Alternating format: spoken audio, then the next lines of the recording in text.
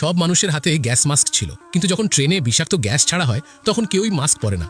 কারণ গ্যাস ছাড়ার সঙ্গে সঙ্গে সবাই খাঁচার ভেতরে বসে থাকা একটি পাখির দিকে তাকায় আর দেখে পাখিটা গ্যাসের মধ্যেও শ্বাস নিতে পারছে। এর মানে ছিল এই বিষাক্ত গ্যাসটা নকল। কিন্তু ঠিক তখনই তাদের পাশ দিয়ে আরেকটি ট্রেন চলে যায়, যেটার ভেতরে আসল বিষাক্ত গ্যাস ছাড়া হয়েছিল। ট্রেনের ভেতরে বসে থাকা যাত্রীরা যন্ত্রণায় চিৎকার করতে থাকে। এই দৃশ্য দেখে সবাই ভীষণভাবে স্তব্ধ হয়ে যায়। এই খেলাটার নিয়ম খুবই সহজ ছিল। ট্রেনটিতে মোট 8টি বগি ছিল, যার মধ্যে 4টি বগিতে ছিল আসল বিষাক্ত গ্যাস, আর প্রত্যেকে নিজের মাস্ক সর্বোচ্চ 5 বারই ব্যবহার করতে পারবে। তাই প্রতিটি বগিতে সঠিক সিদ্ধান্ত নেওয়া ছিল ভীষণ জরুরি। একটি মাত্র ভুল মানেই মৃত্যু। প্রথম বগিতে সবাই মাস্ক পরে নেয়, কিন্তু পাখিটা মাস্ক ছাড়াই বেঁচে যায়, যার মানে ছিল গ্যাসটা নকল। ফলে সবার মাস্কের প্রথম ব্যবহারটাই নষ্ট হয়ে যায়। দ্বিতীয় বগিতে সবাই আবার মাস্ক পরে। এবার পাখিটা মরে যায়, কারণ এইবার বিষাক্ত গ্যাসটা আসল ছিল।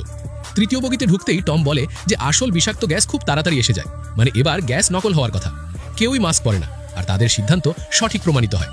চতুর্থ বগিতে ঢোকার আগে একটি মোটা ছেলে বলে যে এই ট্রেন মডেলে প্রতি দ্বিতীয় বগির নিচে বৈদ্যুতিক যন্ত্র লাগানো আছে, তাই চতুর্থ বগিতে আসল গ্যাস থাকার সম্ভাবনা বেশি।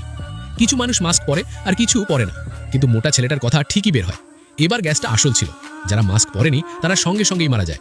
পুরো বগিটা নিস্তব্ধ হয়ে যায়। পঞ্চম বগিতে পৌঁছতে পৌঁছতে পরিস্থিতি আরও খারাপ হয়ে যায়। এখন মাত্র 3টি বগি বাকি ছিল, আর সবাই নিজের মাস্ক শুধু একবারই ব্যবহার করতে পারবে। তখন মোটা ছেলেটা বলে যে ট্রেনের মডেল চিনতে এসে ভুল করে ফেলেছে। সে জানে না এবার গ্যাস আসল হবে নাকি নকল।